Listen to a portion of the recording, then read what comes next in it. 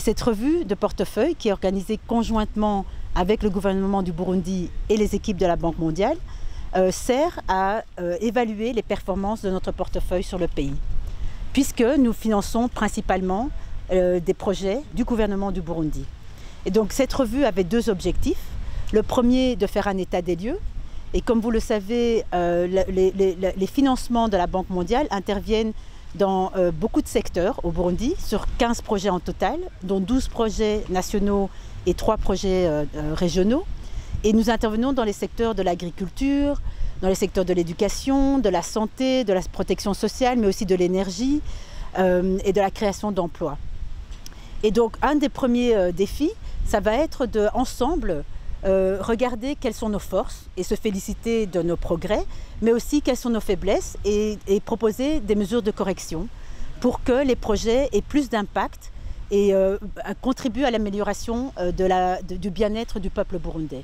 Donc ça, c'est vraiment le tout premier défi. Le deuxième défi, et l'objectif de cette revue également, c'est de faire un plan d'action concret avec un chronogramme précis des nouvelles actions qu'on devra mettre en œuvre. Et vous avez pu entendre son Excellence le Premier ministre a demandé une copie de ce plan d'action. Donc je me réjouis de la bonne collaboration que la Banque mondiale a avec le gouvernement du Burundi depuis de longues années. Notre engagement, c'est de continuer à travailler sur le Burundi et nous l'espérons, d'engager encore plus sur le Burundi. Nous avons 3 rôles, comme vous le savez. Nous finançons des projets, nous sommes connus pour ça, mais nous sommes aussi ici pour donner conseil. Et donc nous conseillons régulièrement le gouvernement sur des éléments aussi variés que la stabilité du cadre macroéconomique, mais aussi pour des stratégies sectorielles. Et donc nous allons continuer ces activités. Le troisième rôle, nous espérons aussi mobiliser les autres partenaires, puisque vous savez, même si la Banque mondiale est un grand partenaire, à nous seuls, nous ne pouvons pas résoudre tous les problèmes du Burundi. D'abord, nous n'avons pas la capacité technique, mais nous n'avons pas les financements pour. Et aujourd'hui, le Burundi a besoin de tous les partenaires. Donc notre engagement au Burundi est ferme. Nous espérons l'augmenter. Et je me réjouis de la bonne collaboration que nous avons avec les autorités. Les 795 millions, c'est l'état actuel du portefeuille. D'accord ? Donc c'est le portefeuille actif. Et dans ce sens-là, une bonne partie est déjà décaissée. Mais comme vous savez, ce sont des projets de développement et donc c'est un portefeuille qui est dynamique.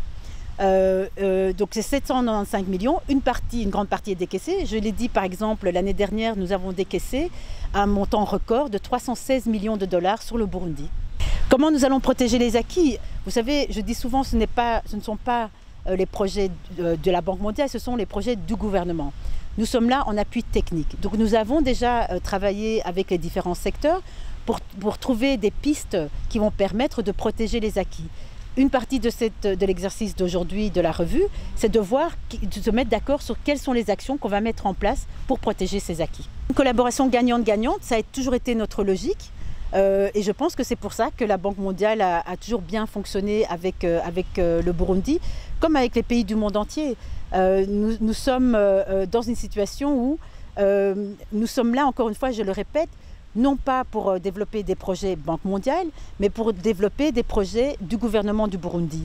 Et dans ce sens-là, le Burundi n'est que gagnant. Pour le moment, malheureusement, nous n'avons pas suffisamment d'activités dans le secteur privé. Et une des raisons, c'est que nous n'avons pas suffisamment de visibilité. Donc une des choses que nous avons, sur lesquelles nous sommes engagés sur le Burundi, c'est de faire un diagnostic général du secteur privé au Burundi.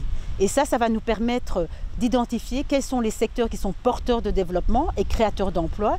Et nous espérons à ce moment-là organiser une stratégie secteur privé et pouvoir commencer à engager des financements dans le secteur privé.